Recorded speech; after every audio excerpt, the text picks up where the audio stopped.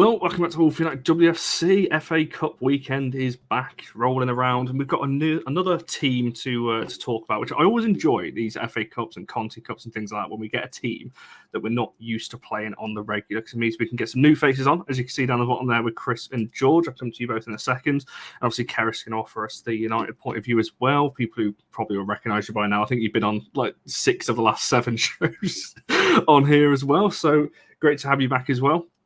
So, yeah, we're going to dive into all that as well. So get your thoughts and your comments, all that kind of thing, talking about Sunday's game. There's lots to get into as we talk about that in particular. So, Chris, welcome to the channel. I'll start with yourself, and I'll just come to you as obviously a Southampton representative. I'll call you from the off. Just your thoughts when the draw was made. Were you obviously happy that you got a United tie, obviously at home as well? What was the kind of general feeling from yourself around that one? And I'm sure what you're saying is absolutely brilliant, but you're on mute.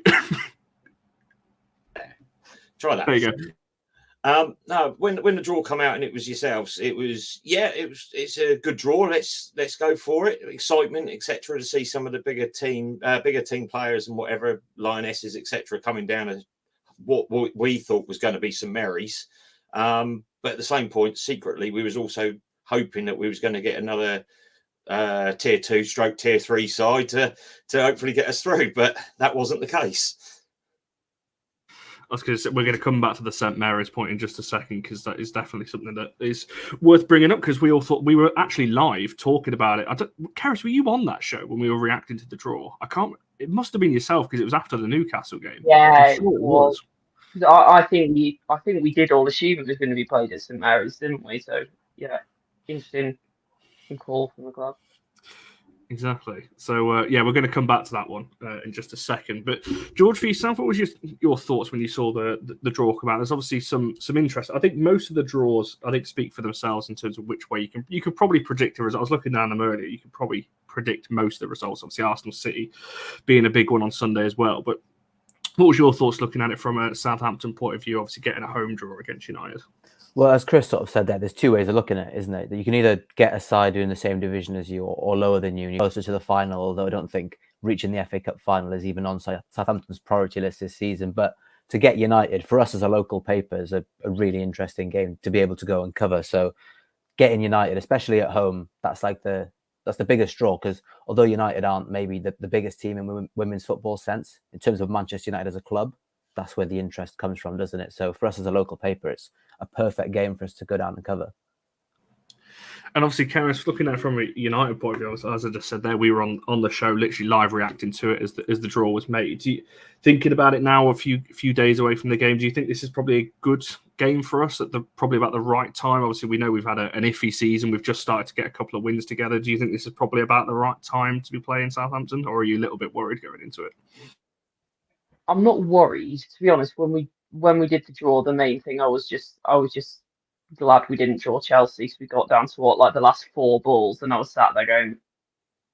So I'm just glad we didn't draw Chelsea, to be honest. But yeah, I think in terms of timing, it's a good way for us to continue. I call it a run of form. We've won 2 games, but coming off the back of City and Chelsea, those wins were really important. So to hopefully kind of continue that against Southampton would be obviously really good for progress. And that's not, I think the main point for me is the effect that losing would have, because realistically the FA Cup's, barring an absolute miracle in the league, it's our last chance at silverware this season now. So I think it's an important time. And I think the players know that as well.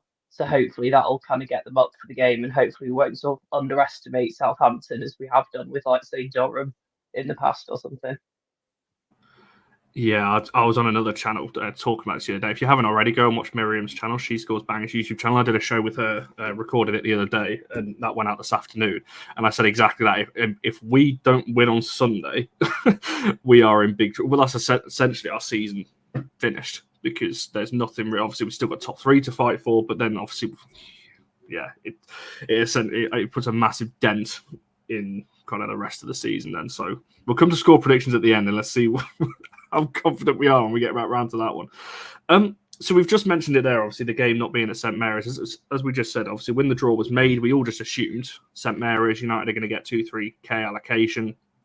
take a big crowd down there, and in Southampton, obviously a lot of fans would turn up as well. But Chris, obviously you mentioned there, we were chatting just backstage a second ago about obviously the smaller ground. You're obviously close to the players, and you can, the atmosphere I've always said, comparing it to LSV, the atmosphere is better at 8,000-9,000 in a 12,000 stadium than 15,000 in a 60,000 stadium, for example, because obviously the sound doesn't travel all around. So are you disappointed, happy? Like, what's your feelings about it not being at St Mary's? Right. If it had been at St Mary's, I think we could have cleared easily the target which we got with when we had Arsenal down at St Mary's in the Conti Cup, which was about 12,000, I think it was. I think we could have pushed to 15, possibly 16,000 people coming to watch the game, whether they be interested in Man United, whether they be interested in Southampton, or just generally women's football. Therefore, not being at St Mary's, it takes that the go forward to be able to encompass more of the women's game and women's supporters in the area, and possibly gain new supporters coming along every week. But on the flip side, by having it at Eastleigh, well, I was also hoping it might have been at Tottenham, which is even smaller, so that's less of a crowd for yourselves. But either way, by having it at a smaller ground, you can actually get around the pitch a lot more. You can actually influence the players more. You can influence the game more. You can put more energy into the game from a supporter base. But at the same point, you've also got the players. They will respond to that a lot more than what it would have been, as we normally get at St Mary's, about 2,000 fans. It's very difficult to generate an atmosphere in a 32,000-seater stadium with 2,000 fans. And I think that's the thing, George. Obviously, we were talking about this as well, that and as I just said there, when you're in a massive stadium, and which Chris just said, it's hard to generate an atmosphere as well. Yeah. Do you think this favours either side, with it being obviously in a smaller ground, or and what's your just, I guess, thoughts on it not being at St Mary's? Do you think it's potentially an opportunity missed, or do you think there's nothing really the club could have done on that one? Well, I think to look back at the Arsenal game, which was at St Mary's, Saints really looked like a WSL side for the majority of that game. And although it's a different game against Spurs, they lost 3-0 and they looked quite a bit off the level they did when they played Arsenal at St Mary's. So from that perspective, I think missing the 10,000 plus fans on your side, that's definitely would have upped their performance levels to the next level. So I think they're going to miss out on that aspect. But then you've also got the argument that by playing at Eastleigh, you're opening Southampton women up to another set of people that maybe wouldn't go all the way into the city centre to go and watch them. So that can potentially pick up some more fans. And in the future, if they maybe need to move away from St Mary's and they do get to the WSL, Eastleigh would be another really good home base for them because it's a bit bigger than Tottenham. So there's more room for growth. You can have that real away allocation where you could properly segregate it because Eastleigh have just done their stadium up. So I'm just thinking maybe if that's maybe a reasoning for why they've maybe gone for Eastleigh rather than Tottenham, because it's just a bigger ground. So I think from a player perspective, they'll be disappointed it's not at St Mary's because they're going to miss out on another big occasion in front of 10,000 plus people. But in terms of who it would favour, I'd probably lean towards Manchester United because they're not going to have that 10,000 people shouting against them, although players of that level are much more experienced dealing with that. But I think when you're a championship player and it's that nice novelty effect of it, because you don't get it week in, week out, you don't get it regularly being an international player either, that definitely helps the Southampton players. So they're missing out on that, I think, for sure. Well, what I wanted to add to that is you mentioned about the Spurs game and they weren't at the same level as the Arsenal game, but we were short of players because we were had injuries. Yeah. And there's quite a few of those, and obviously it was more of a case of our priority is to try and get promotion with that one spot, which, as you guys know from Manchester, it's very difficult to get up out of that championship, especially being this season where there's five teams split by 3 points, I think it is, and it's going to go right to the wire. But at the same point, the players are going to be up for it, the fans are going to be up for it, and I believe it's also a sellout already. It's cleared the sellout point. So yeah, we're going to be out there making the noise as best as possible and cheering the girls on. But the thing is we should well have some of the injured players back, which will actually lift the crowd seeing those players back. And it also drives a bit of competition within the squad to be able to play in that game on Sunday. What is your average attendance, just out of interest while we're talking about that? What is the average at Eastleigh? Well, this is only the second time that we've played at Eastleigh, you see. The first one was against Spurs. I believe that there was some sort of agreement in place that we was going to play 2 games at Eastleigh this season. One was going to be Spurs, and I believe the other one was going to be Reading in the Conti Cup. But due to the fact that Arsenal got parachuted into our group in the Conti Cup, that one got switched to St Mary's, hence why we've got to try and play another game at Eastleigh, which is contracted, I believe. But normally at St Mary's, we're I think it's on an average of about 1,800. Yeah, last season, it was up around the 2,500 mark, there or thereabouts. So we've seen a decline in the fans turning up at St Mary's. But is that because it was on the back of the Euros from last season? Yeah, I think it's potential. Obviously, Southampton were a side that I had my eye on just coming up through the pyramid in the way that obviously they did, and not similar in terms of obviously because it's different kind of money levels. I'm looking at it, but kind of looking at Newcastle doing the same now. They're kind of coming up through the pyramid, and obviously I expect them to get out of tier 3 as well. They'll obviously be in the Championship next season, I would expect as well. So similar kind of things when I'm looking at it from that point of view. Karen, it's kind of last word on the ground point of view. Obviously, we've just spoken about there. Kevin's obviously talking about LSV isn't exactly a big ground, and our cup attendances have been very poor. I've got to be honest. Conti Cup games, every single one we've been moved. From north standing to east or to south. Our PSG game as well was incredibly low. I know these are midweeks, by the way, as well. But have you got anything to add on it not being at St Mary's, and just do you think it benefits either side, or do you think it doesn't really make too much difference from that point of view? Yeah, I think it's hard to say. Like, I'm never one to attribute a particularly massive importance to a ground in terms of performance, because I mean, if you're talking about it being an occasion that should really hype the players up, I mean, you just have to look at what happened to us at Old Trafford in front of City to kind of nip that in the bud. Sorry to bring it up, but that's sort of my key case study for why I'm not a massive believer in playing in like the men's stadiums being a huge performance factor.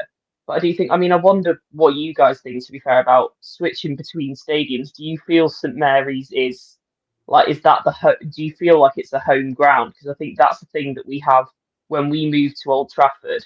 It's an occasion and it's great, but a lot of people have said, myself included, that it doesn't feel like a home ground so much as playing at Lee does. I'm interested to know what you guys think about sort of switching between grounds and how it affects the fans' identity. Sorry to steal your thunder and ask a question, Connor. I'm just interested to hear. Far away. Well, we always felt that Tottenham was our home ground. Then last season we got switched to St Mary's, so we were sat the same side as the dugouts and whatever else, and therefore we felt we was part of the team and part of the squad and everything else, and we could help, and we felt part of it.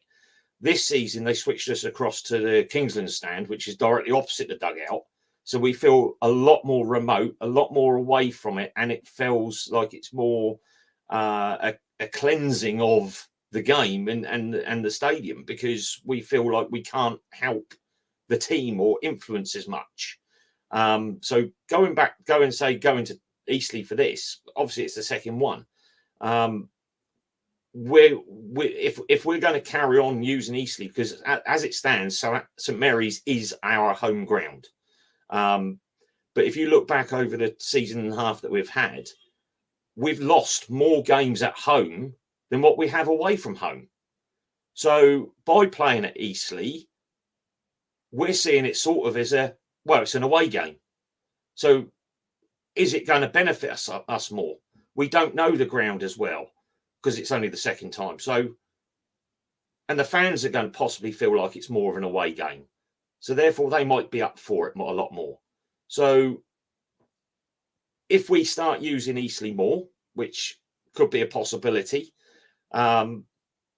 we will turn that into our proper home venue.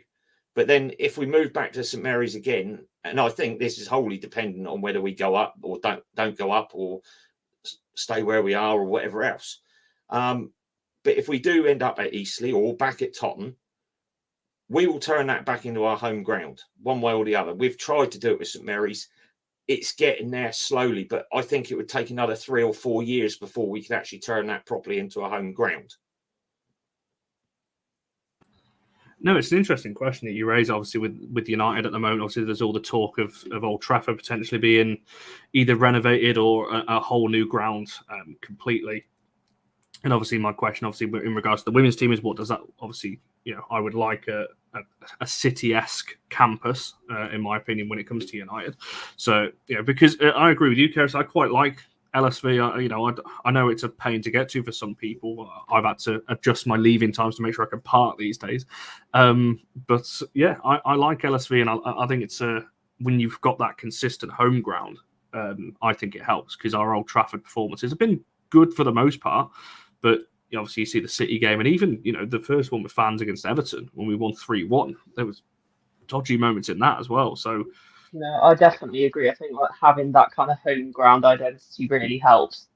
It's just that my only problem with Lee is that it is literally in the absolute middle of like I'll try to explain I'll say to my mates who follow the Premier League like, oh, I can't get to the game.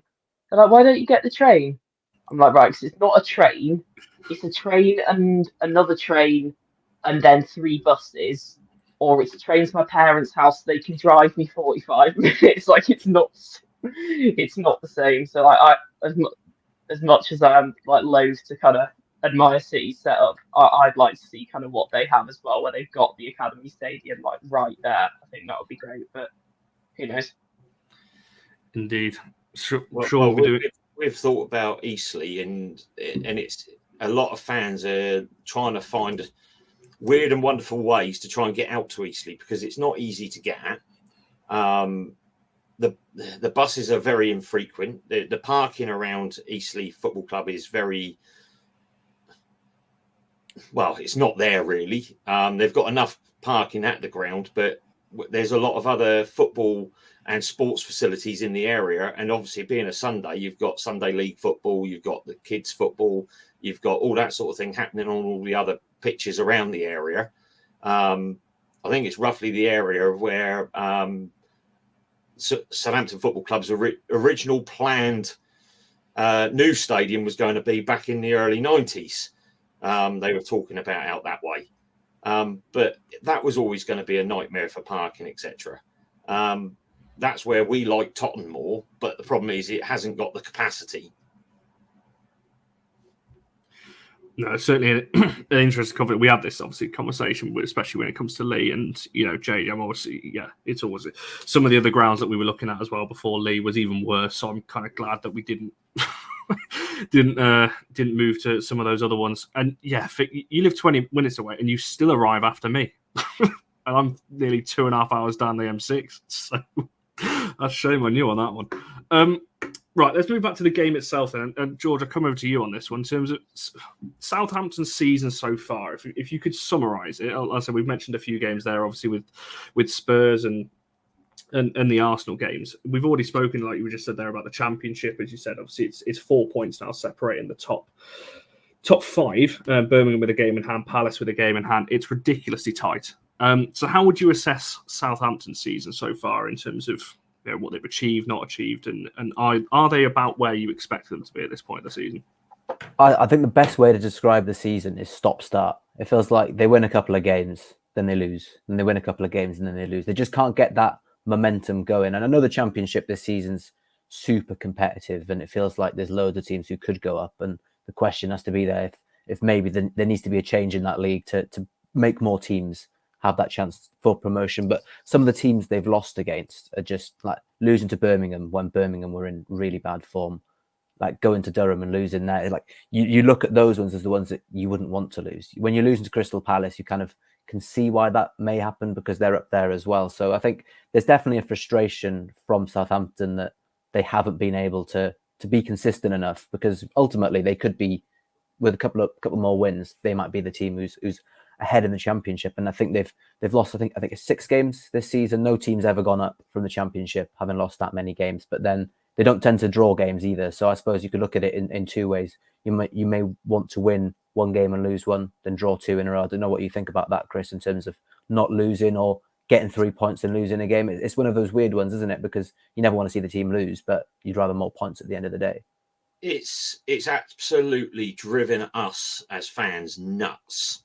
Because I know on our podcast and we're bigging them up before the game because we see that we can potentially get a good win or a good performance coming, or at least get a point away, and then we turn up to watch them, and it's like you are watching a team looking backwards at what they've produced the week before, and they're trying to celebrate what they've done rather than concentrating on what they're going to be trying to achieve in the game that they're at. And then you get halfway through the second half after we've already conceded, which I don't think we've actually come back from a goal down this season. And all of a sudden they decide that they're going to try and pick it up. But I think that's due to the fact that Marianne's decided that she's going to try and change it on the pitch with personnel or a formation change. And it all of a sudden starts clicking into place, a little bit like at the weekend against Crystal Palace. It wasn't until 20 minutes towards the end of the game that we decided that we was going to start playing the game. And we had Crystal Palace on the rack for that 20 minutes. If there was going to be a team that would win the game, it was going to be us in the end. But we just couldn't find that last ball to get the draw or a win. It's a weird one, isn't it? So obviously, I don't watch as much as the Championship. I'm aware of some of the. I want to come back to you both on key players. But when I was looking at that Palace game, obviously Hughes is the top scorer in the Championship. Phenomenal. It looks like she's going to be a star, especially if they go up as well and get to see her in the WSL as well. The spotlight will be on her a lot more.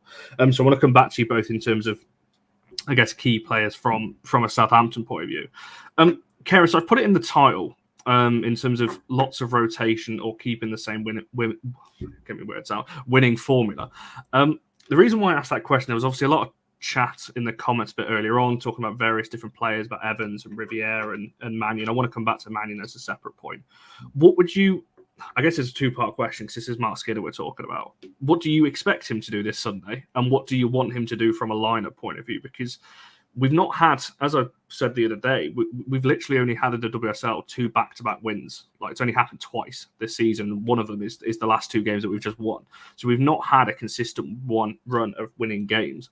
So would you like to see a similar kind of team to keep the momentum going? Do you think we can rotate? Because this is not a bad team we're talking about here. This is not like a tier 3, tier 4 side that we can rotate heavily and expect to walk over.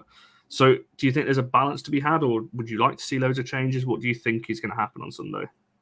I definitely think there's a balance because, like you say, I was watching a lot of highlights from Southampton yesterday, and I was really impressed with what I saw. And I was thinking, I really hope that we're paid attention here because we've had too many times underestimating teams just because they're in lower divisions and stuff. Do I expect Skinner to do a lot of rotation? No, because he never really does. Would I like to see rotation? Potentially, I'd like to see more players getting minutes, but I'm not too bothered about that much rotation in the starting lineup. I wouldn't be opposed to seeing Fallon in goal at all. I think she's a quality shot stopper. I don't think that having her in for this game would be a problem. I'd like to see her get some more minutes. In terms of outfield players, there's some obviously like Knox that we would want to see. There's some like Knox that I'd like to see rested. Like, you mentioned Jade Riviere. It would be a good game. I know we're going to talk about Aoife Mannion later. It would be a good game to see her getting some minutes back in. And Skinner was saying in the press conference today she is in a position to be in that squad. In terms of sort of the youth and other players, Alyssa Ahern has obviously been on the bench recently. I'd like to see her coming off the bench. I think I'm not necessarily sure that I'd want to see her starting, but if we get to a position where we've got ourselves hopefully a lead, then that's when I would like to see us actually.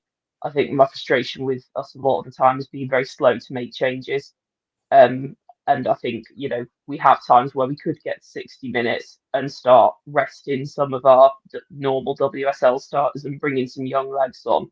So I'd like to see that in terms of the starting 11, I think we're best off not underestimating Southampton and keeping things largely the same. And I also think a lot of the qualities that our usual team has are quite well suited to playing against Southampton. Like, just from, I'm obviously no expert, but from what I saw yesterday watching highlights back, it looks like hitting teams on the break and moving the ball up to quick pitch quite quickly is quite a good way to score goals against Southampton.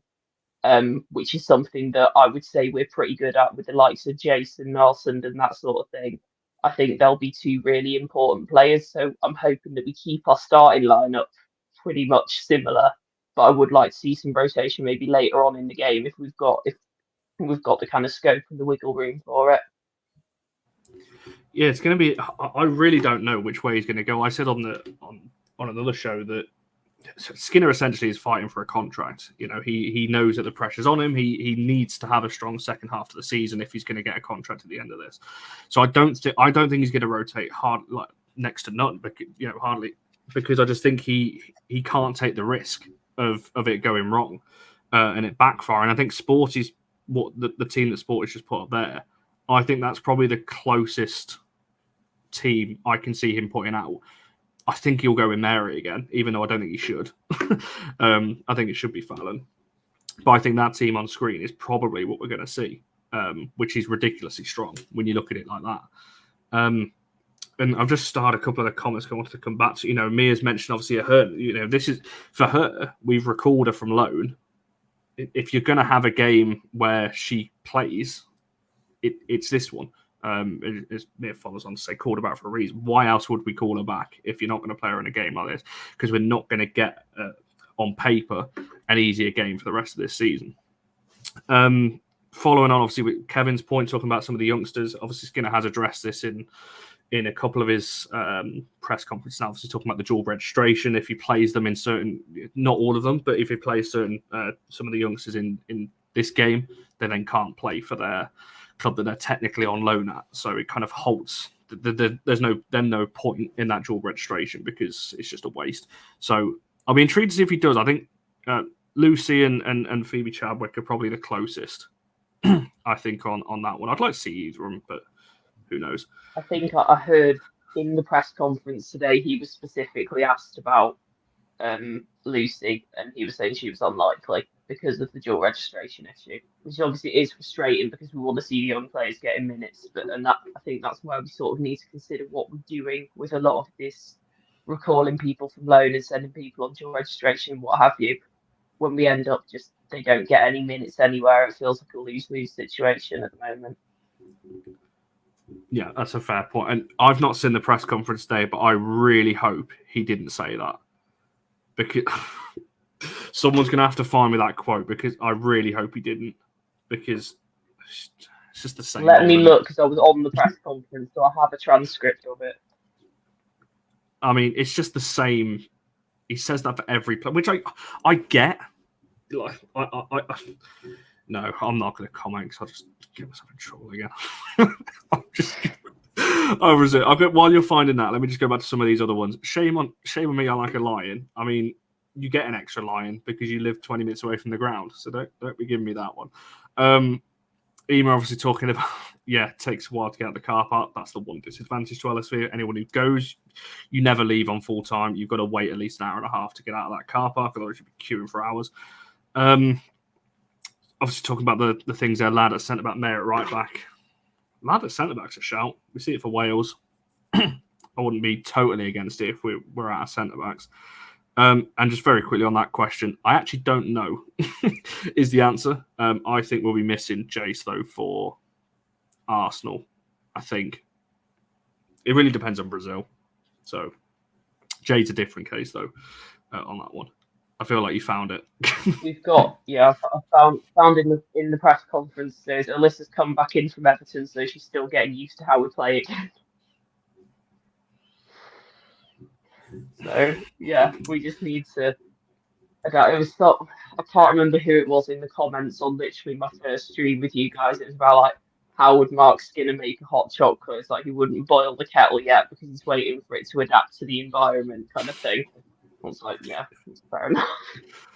I get the premise of the point that he's trying to make, but we're talking about a player who's come through at United and has been around this. It's not a new player that we've just brought in that needs to adapt.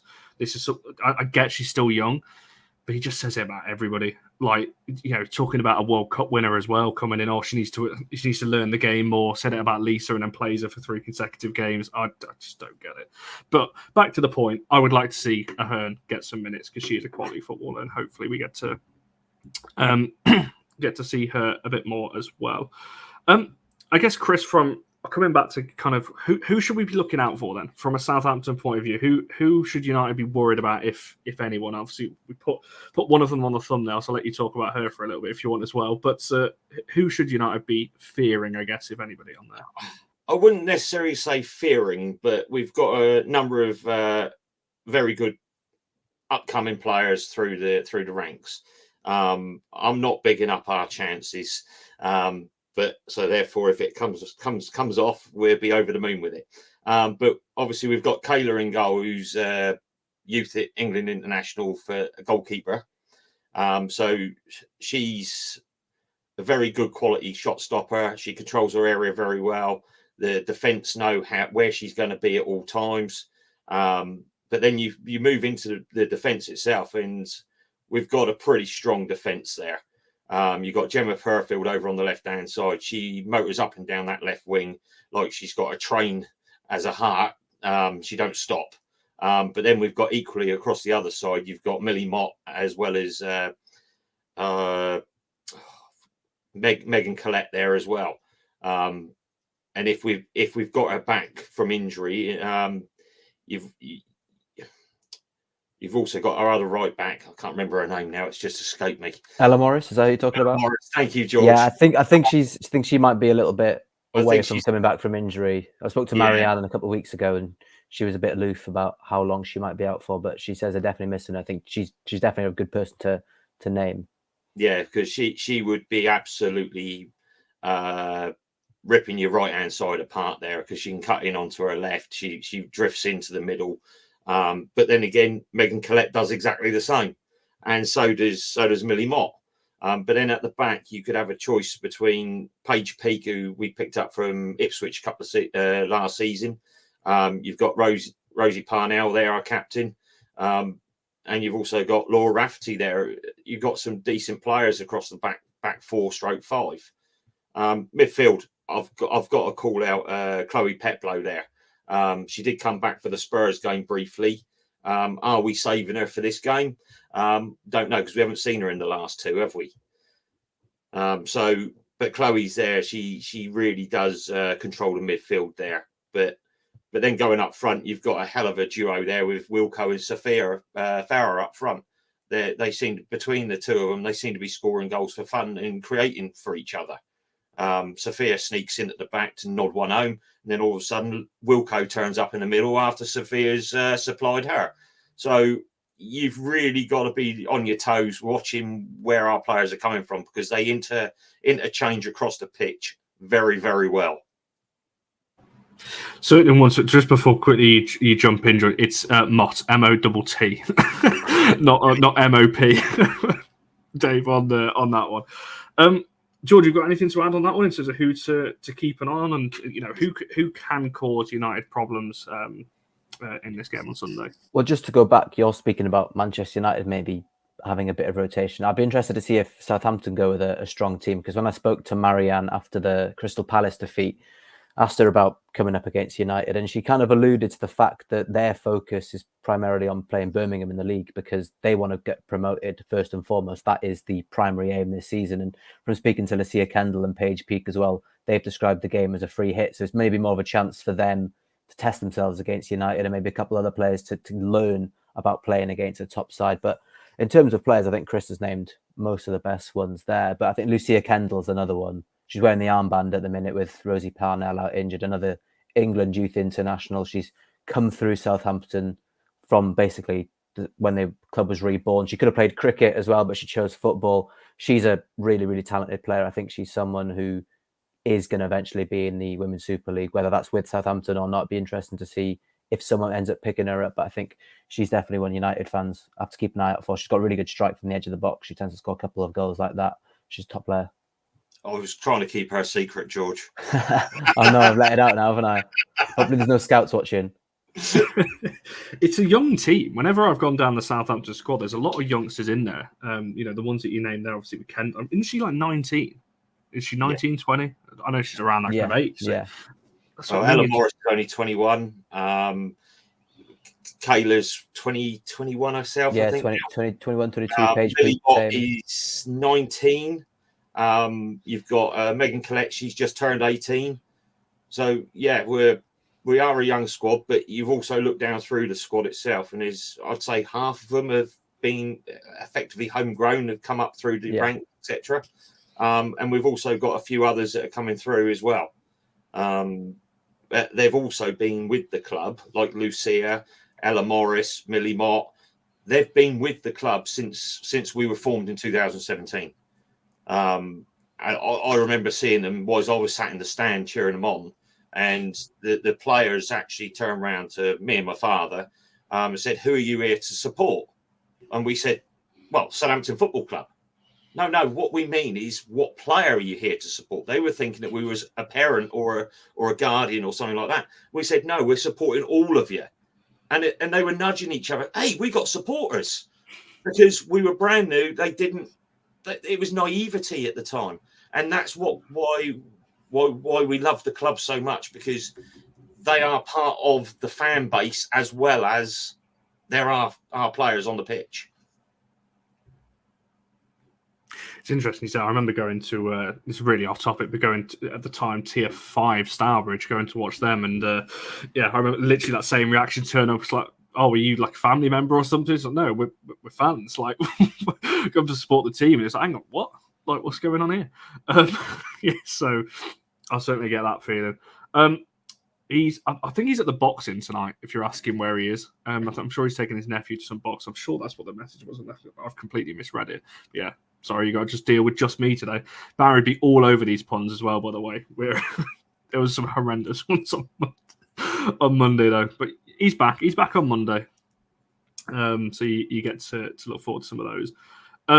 Keris, from a United point of view, now, obviously there's some talk. I think someone's just put it, and I've lost the comment. I should have started this one. I can't remember who put it, so apologies who did. Talking about maybe dropping Paris for this game, potentially looking one eye on Arsenal. Who do you think the key players are going to be for United? Now, I know I will just quickly address this, because there's a lot of comments in the chat talking about, obviously, the back line in particular, about Jade. All I'll say on that one is I'll be amazed if we see her this weekend, and we'll just wait and see on her injury, obviously, that she went off against Brighton last weekend, because yes, she's still with us, but we don't know to what extent her fitness levels and her injury and things like that. So I'd be amazed if we see her this weekend. But Keris, who are you looking at from United? We spoke a little bit about rotation there. Who do you want to see who do you think our standout is going to be in this one? Who's going to win it for us? I think, like I said, the transition through the midfield is going to be really important, because Southampton do play, from what I've seen at least, and you guys feel free to correct me because I am going off like a few days of research, play aggressively, look to score, look to get bodies up the pitch. So that transitional play is going to be really important. That's where I think Lisa Nelson's going to be really key, because she is our only real box-to-box midfielder. I think her and Jace obviously is really good at that, like, progressive carrying of the ball up the pitch. So I think those two for me are going to be key. I think I'd also put to an extent Millie Turner in there, because I think that she is a really important voice in our back line, and also what I like about her as a centre back is she does look to take the ball forward. You know, she's not just thinking about her role as a defender and keeping the ball away from our goal, but also progressing it up the pitch. And I think the game will be won based on how quickly we can get up the pitch and how quickly we can get towards the goal. So for me, Jason Nelson are going to be the two key ones. In terms of resting Paris, I personally would not rest her at first, but I do think that, you know, a bit like I was saying earlier with rotating in some younger players, if it gets to even half time and we're lucky enough to have a lead, then I don't think we need to mess about with leaving people on the pitch who don't want to be on there and get them off, because we've got Arsenal next weekend. So yeah, but only if we're in a position to do that. You mentioned just back to you on this one, because I've just seen Twilum's comment talking about dropping 2 and putting a Guerrero in there. Would you look to change that midfield too much? We imagine it's going to be Zellum that plays because she just plays every game. So then you've got 2 midfield slots. Would you like to see Irene come in or somebody else, Lad, maybe in there? I think, like I said, I think that potentially Lad. I think Guerrero, she's a really interesting player, but I've not seen enough of her yet to work out what I really think of her and what kind of games I think she will have the most impact in for us. So I'll kind of politely pass on her. I think Lad potentially, in terms of dealing with the attacking threat from Southampton, she could be a shout if we want to rest Toon. I mean, she's one of those players who just doesn't seem to need rest, really. But then again, what have we got? We've got 5 subs, haven't we? So I think at the risk of sitting on the fence, I like our starting lineup, and I'd like to see it kept the same because I don't want to take too many risks. But I also would like to see if we are in a position where we can make changes and experiment a little bit, or rest some players, or get some minutes for some players who haven't had as many recently. I'd like to see us do that at a later stage in the game. No, it's an interesting point. Highlands put one here. Lads 2 caps off 100, Zell's 2 off 150. So obviously they both play in this one. They both get their 100 and 150th at the Emirates potentially next week. So not that should come into Skinner's decision making. I hope it doesn't. I hope he's not just picking them on how close they are to appearance records and actually base off the game at hand. I wouldn't be against that. There's a risk that if he does do it off that, and we try to have some big celebration gig at the Emirates, and then we get battered by Arsenal, it's not really a day that anyone wants to remember that. So I'd be careful with that as well. Oh yeah, no. Let's not do that. So yeah, I'm not too sure. I think, as I just brought the comment on screen, I wouldn't be against that midfield. It won't be though. Let's be real. I think it'll be Zellum, Toon, and Lisa or Lad. It'll be one of those 2, which is a bit of a shame that it's very predictable. Coming back to you then from a Southampton point, because this comment it was a question I was going to ask. So Newcastle, we know this is a different division. Obviously, they're in tier 3 and so on, but they obviously play, for the most part, brilliant football in their league. They came to LSV, tried to play us off the park, and fair play to them, stuck to their principles and everything else, and it turned into a bit of a battering from our side in the end. Do you think Southampton will change their approach for this one and go a bit more conservative? And I guess the question I've got is obviously what worked well against Arsenal in that game, because we've mentioned it a few times that obviously held Arsenal to the end, a late winner. I think it was Illister that got it on that occasion towards the end.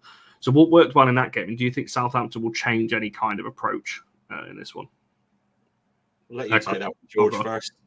Well, I don't think they'll change, to be honest. I think what worked well in that game is that although they changed slightly, they weren't maybe as aggressive. When you're playing against Arsenal, you can't take as many risks. And I think the players had that in the back of their mind, that they had to switch on, although they did switch off twice and conceded 2 goals from it. So that is the big difference when you play in the WSL side. Again, from speaking to Paige Peake yesterday, she said that the big things they've learned from those games is just how quick you have to be when you're playing against the WSL side, because the Championship is slower division realistically than the WSL. So you have to be switched on all the time. And I think those experiences, they've drawn with Bristol City and beat them on penalties to get the bonus point, almost got a draw against Arsenal and then losing to Spurs. That's 3 different WSL sides. You've got a nice cross-section of them really to learn from. And I think they'll be able to take things from that and take it into this game. But I don't really think Marianne is the type of manager who's just going to throw all of her principles out of the window, because they want to get promoted playing a certain style of football. So why would you go away from that if you're going to go promoted? And in WSL next year, you're going to probably want to play a similar way when you're against United next season. So I don't see why they'd want to learn how to play these teams playing a different style. Obviously, there's changes you have to make. You can't go against United in the same way you play against Durham. You're going to lose if you do that. So I can't imagine they'll change, Chris. I don't know what you think on that. I don't think Marianne's the type of person who is happy to make changes. They'll probably make changes in the game because she tends to do that a lot, doesn't she? Change sort of tactics halfway through the game. Well, I think it's a case of stick to what we know, stick what we know best, hunt in pairs, because that's how I think we did that a lot more against Arsenal, what we have done in other games in the Championship. So we hunted in pairs, but we kept up the work rate. But obviously that's where yes, we're professional with it all and whatever now, but at the same point, we're not used to the same sort of speed as what the WSL is. We're training for the Championship side of things. So we may do it, say 20 minutes, have a right old go at you first off, then we'll sit off a little bit. If we nick a goal in that 20 minutes and we can sit off at that point, as we ended up being against Arsenal, we could hold out a little bit more with doing that. But we need to be able to learn from the Arsenal mistakes. Spurs game, I'm sort of just writing off because where we were did have quite a few changes. We got injuries and whatever else. So I'm really looking at it as the Arsenal game. We really did test Arsenal up and down the left wings, getting the crosses in. Molly Pike coming from centre of midfield, pushing through the line after Wilco had held the ball up and things like that. That we've got runners from midfield that can actually score the goals. And Molly Pike's got quite a few like that this year. So yeah, again, I've just let another cat out the bag there of Molly. but Lucia is the same. So we've got goals in us. It's whether or not we can actually take a chance. Because we do get a lot of chances in the games, but we don't always take them. And that's our biggest downfall this season. Whereas last season we were sitting back, we was defensive, we was making sure our defensive line was solid. So we made sure we stayed in that league and learnt that league.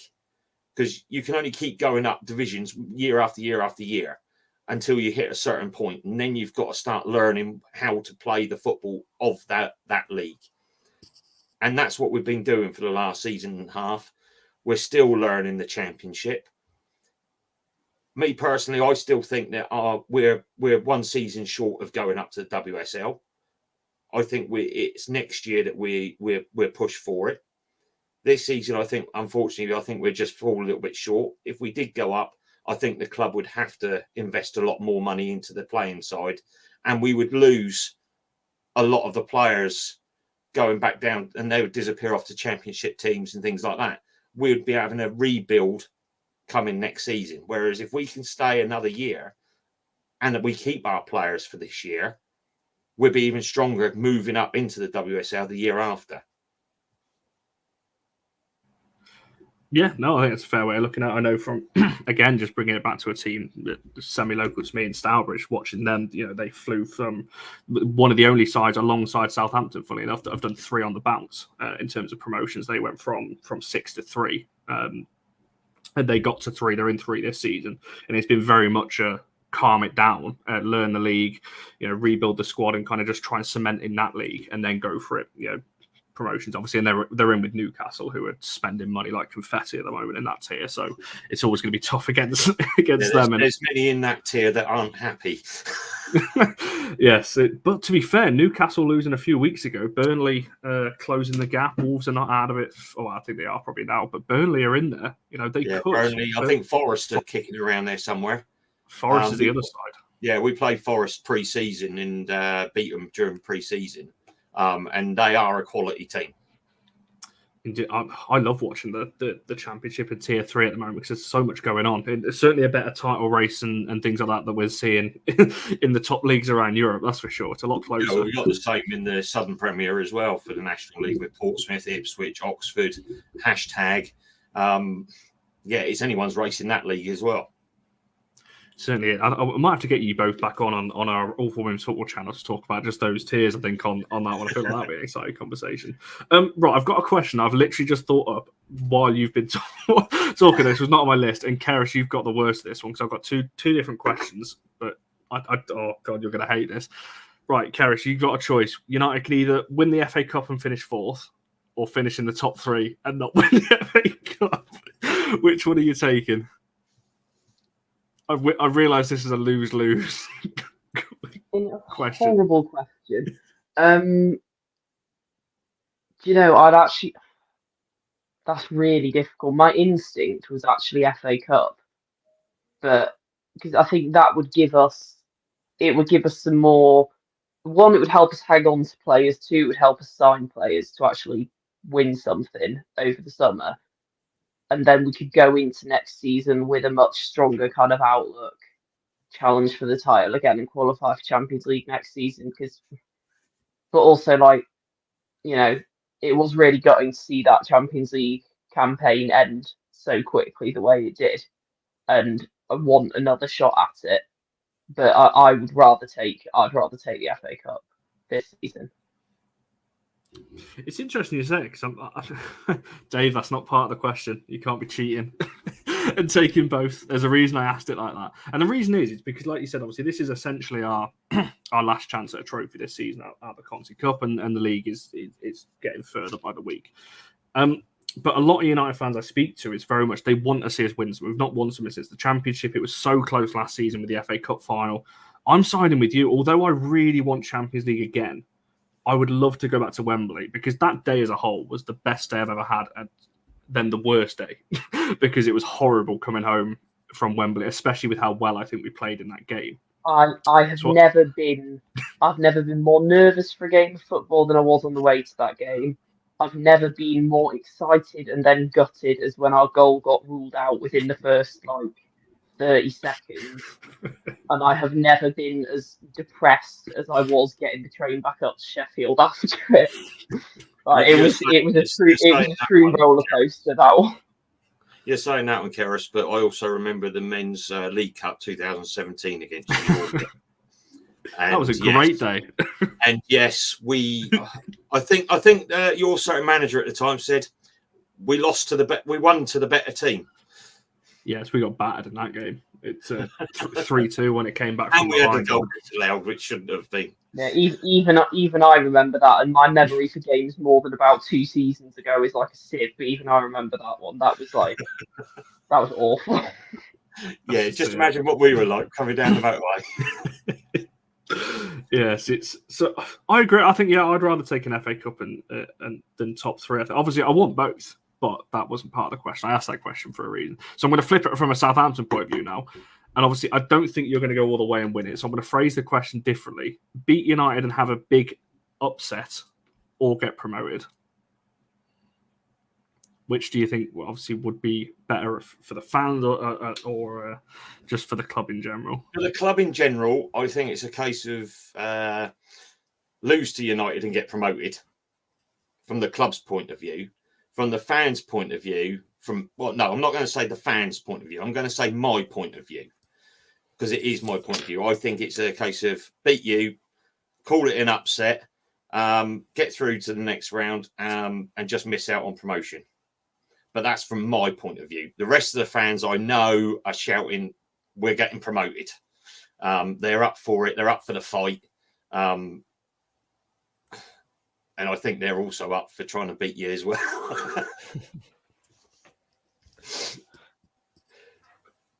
I think it's got to be promotion. I feel like there's probably a bit of a race to get to the WSL at the minute. You talk about Newcastle and the money that they're throwing at it.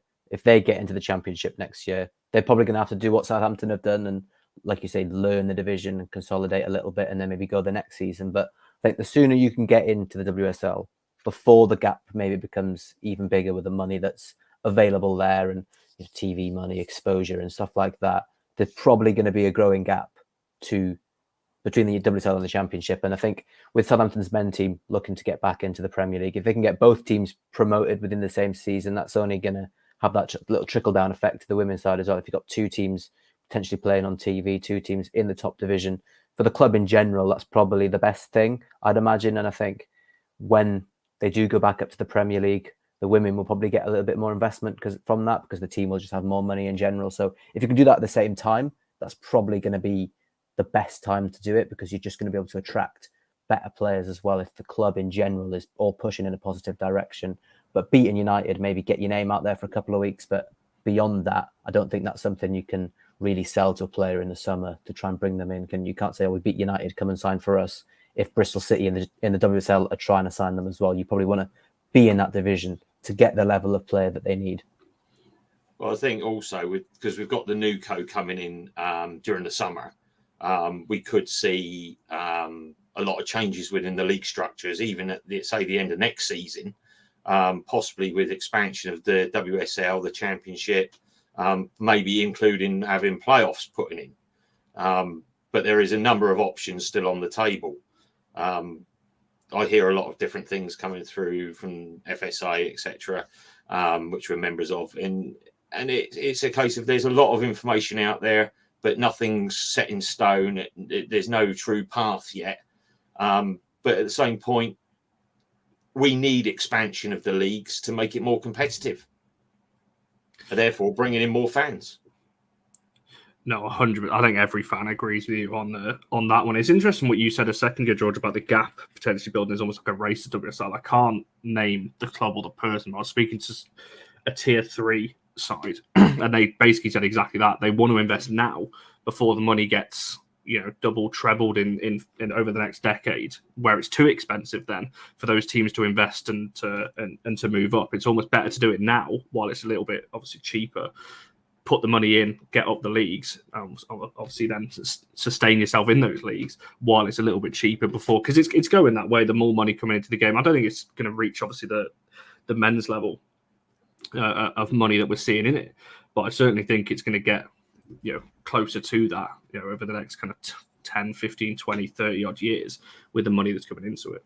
Yeah, I think especially, we touched on it already, Southampton have got such a young squad that if they can then get them into the WSL, you're going to have 20, 21, 22-year-olds getting that exposure, and then you don't necessarily need to go out and spend £100,000 on some international players or bring in some players from more experienced clubs or 30-year-olds who've been there and done it. If you can have these players basically be one club players, and if they've taken the team from the 4th division all the way and sustaining themselves in the WSL, if that can happen, then that's only going to be a positive thing for the club, because the amount they'll have had to invest in them will be basically a pure profit, because they've brought them all the way through and now they're going to reap the rewards of it in the WSL. So I definitely think, I might ask, again, to keep going back to when I spoke to Paige Peak yesterday, I did ask her about, is there a need to get promoted this season because of that potential race to get promotion? And I think there's definitely a sense within the club that they don't want to do it too quickly, that it's then unsustainable and they maybe come straight back down next season and they're kind of in an awkward position where you've been there for a year, but then you've come back down and you've got to kind of rebuild the squad to go back up. So it's really interesting one, because everybody wants to get promoted, but you want to get promoted and thrive, don't you? You don't want to get promoted and really have to battle to stay there year after year and then maybe eventually drop down. You want to kind of go up and keep going up until you kind of hit that best of the rest category, because it's going to be too tough to break into the top 3 as it is now. But with the expansion of the league potentially in Champions League, that may grow a little bit more. Well, I think the aim with Marianne, because I've spoke to Marianne, and it's sort of the same thing. If we get promoted, we're going to do the same sort of thing as what we've done in the Championship. Consolidate, make it solid, so we can challenge, but not push ourselves too far within the first season, and then slowly build upon that. I think possibly the aim might not have been exactly right at the beginning of the season, or at the end of last season, was right, we're going to challenge and get up next season.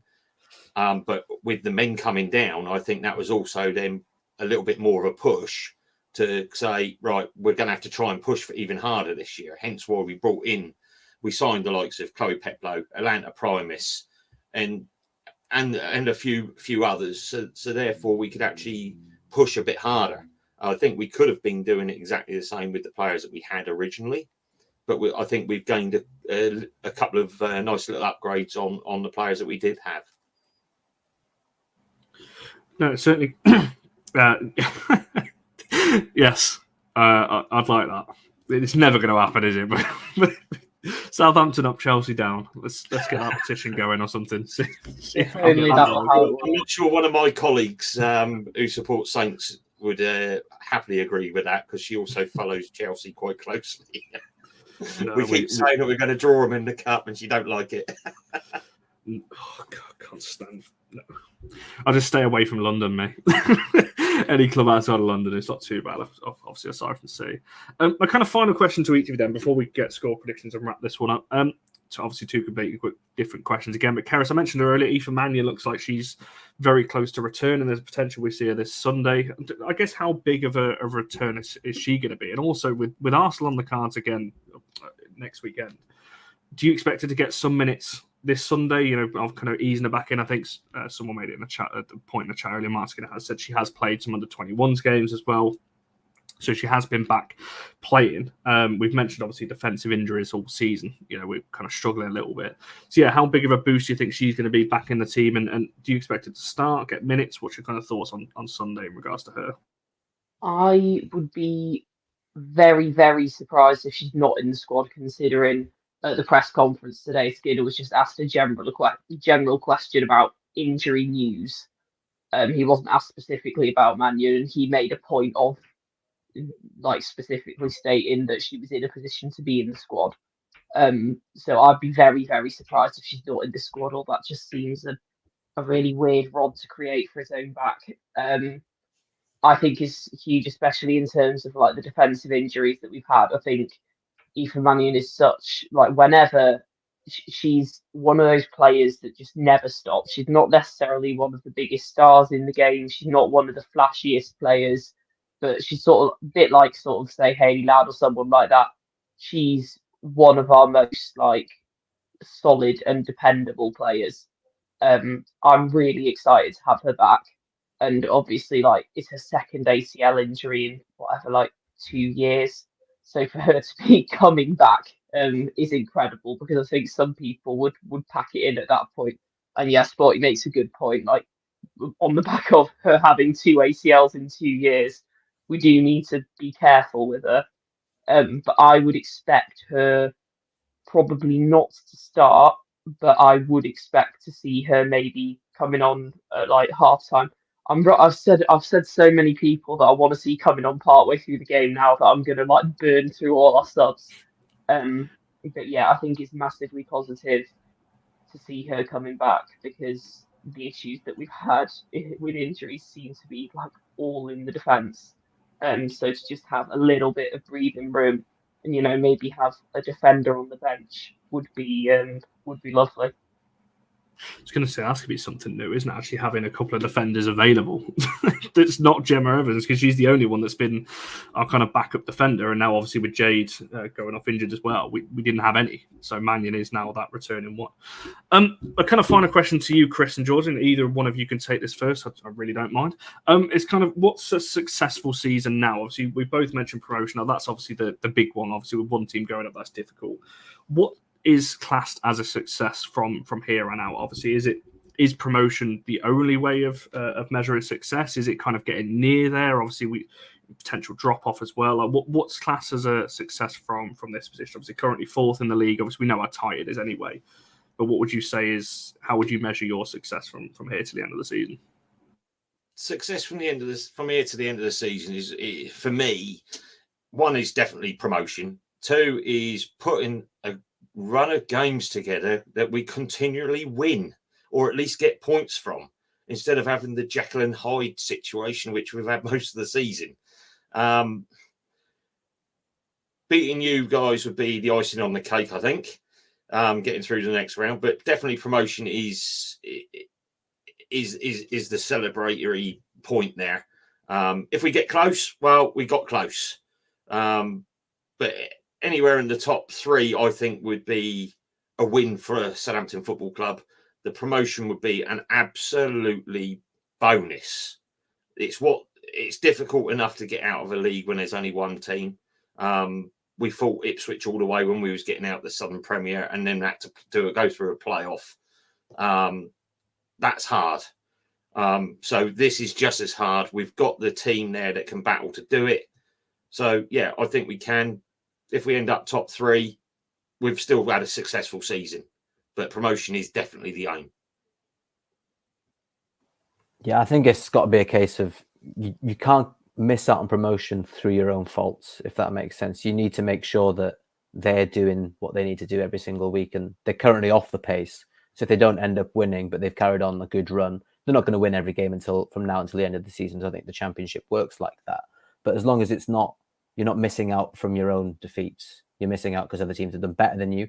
I don't think there's much room to complain about that as much as it would be if you've kind of thrown it away. I'm looking for. Isn't Southampton away to Charlton the last game of the season as well? Yeah, it is. That could be one of many promotion deciders, I think.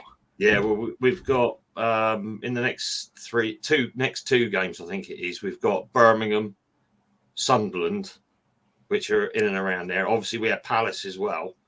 So yeah, we're right up against it. But then they've all got to play each other as well. I think Palace have got at home Sunderland on the last game of the season. And we're away to Charlton. So, and then you've got Birmingham, whoever they're playing. But the thing is that everyone is capable of winning that league. Everyone is capable of beating each other in that league. Because back at the beginning of the season, Birmingham were down the bottom and no hopers. But they turned up at ours, beat us, and I don't think they've turned back since. It's certainly going to be interesting to keep an eye. I can't wait for that final day of the Championship. As you said, it's so many possibilities, and also relegation. Obviously, from a United point of view, I'm keeping a close eye on Watford. Obviously, with Safia, obviously now on loan there, 2 clean sheets in the last 3. By the way, she's absolutely killing it down there, and a great save in one of the games. I can't remember who's against mine in her second game there. So yeah, I'll be keeping an eye on Watford. Whether it's going to be London City that get dragged into, obviously Reading are down there as well, could potentially get dragged into that mix. So Championship's one to keep an eye on if you're not already watching it. And John, obviously, if you haven't guessed, is a Sunderland fan on that one. So see you in a few weeks, Scott. John.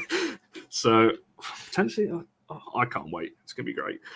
Back to this weekend, then my final thing, then score predictions for the game. So I'll go around in reverse order. So George, I'm going to start with yourself. What if you could put a score on it? You can name scorers as well if you really want to, but just I won't go as far as naming scorers, but I think the score that sort of popped out of my mind, I don't know why, it's 3-1 United. I do think United are going to be maybe just a bit too good for Saints, even if United do have a bit of rotation, just because they've just got better players ultimately, haven't they? Even their bench players would start for Southampton. So I think Southampton will give it a go. They're not. I feel like they will score. They're not going to sit back and just lose. I think they'll be better than they were against Spurs. We touched on how they had injuries in that game, and I think the occasion of playing United will just pick them up a little bit more than playing against Spurs on, what was it, the Thursday evening or something like that, Wednesday evening. I'm going to go 3-1, but I'm very happy to be wrong on that. I'm not going to give a full score. I'm going to say 1-1 going into extra time, and then whatever happens.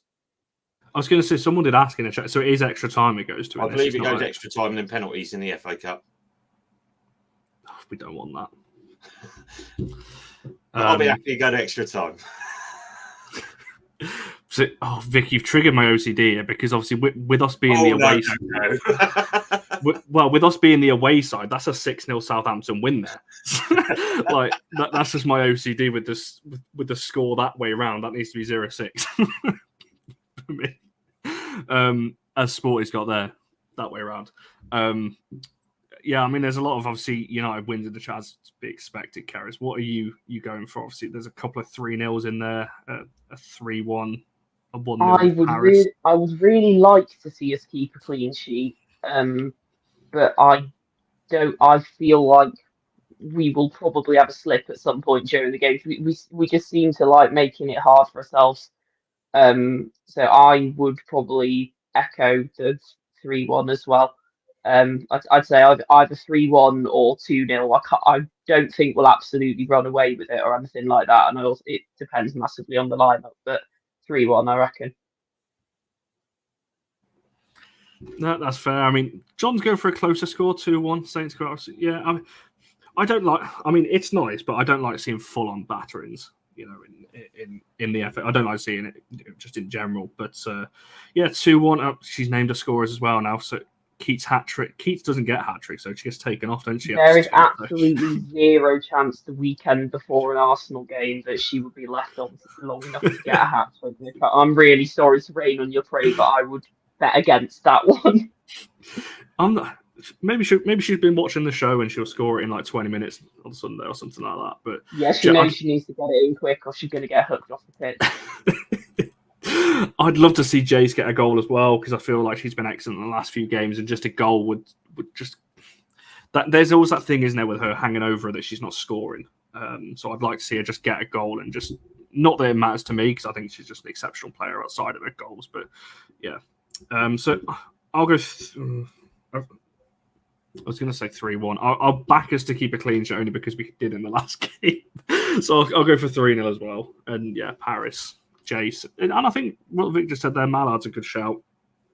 Coming back from injury as well. So hopefully we get to see her. I wouldn't be surprised if she starts, to be honest. There's a reason I put her on the thumbnail because I have a feeling we might be seeing her start. Yeah, maybe. Batches at 2. And she's not allowed just to score 3, so we shall see. Right, I'll come to each of you to kind of shout out what you want to shout out then. So, George, I'll start with yourself. I know you mentioned yourself, you do your writing stuff as well. Where can people find your Twitter and any article or anything that you want to shout out while you're on it for people to go and find? Well, you can see my Twitter is there on the screen at Reece_Julian rather. In terms of things to point people towards, we'll be doing a live blog for the game from the stadium if people want to tune into that, kind of get a bit of a different feel to it rather than just watching a live stream, kind of interact in the comments as well. We'll also post-match stuff. And I did a nice interview, as I've alluded to quite a few times with this, with Paige Peak. So that's coming in the next week or so. So that's when I'll be putting on the Twitter if you want to find it there. Sorry, I shouldn't be reading a message. It's always made me laugh elsewhere, so it's triggered me off. I was doing so well for an hour and 10 minutes. Chris, where can people? Obviously, you've got your flag behind you there, which I said backstage. I quite admire the flag there. But yeah, where can people find the? Obviously, you've got the Twitter out on the screen if people want to go give that a follow.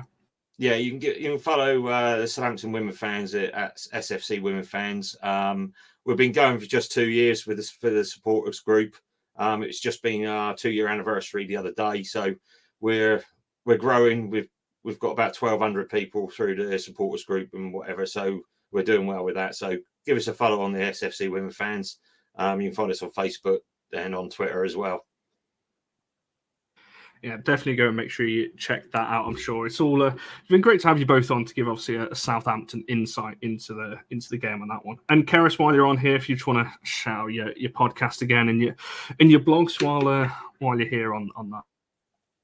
Yes, still my podcast with my friend Angel. She's Out of Your League pod. It's on Twitter at SOOYL pod.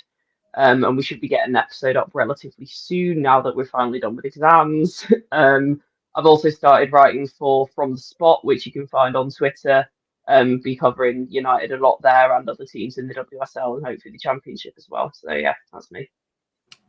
Make sure you go and check out everything that these guys have just said. I'll put it in the description after I've ended off this show. From a North United point of view, obviously, we'll be having some stuff from the game on the TikTok on the Sunday, and then match reaction, as you guys know, it's Monday, 7 o'clock. We've not changed for 3.5 years, and we will not change. So keeping it consistent on that one.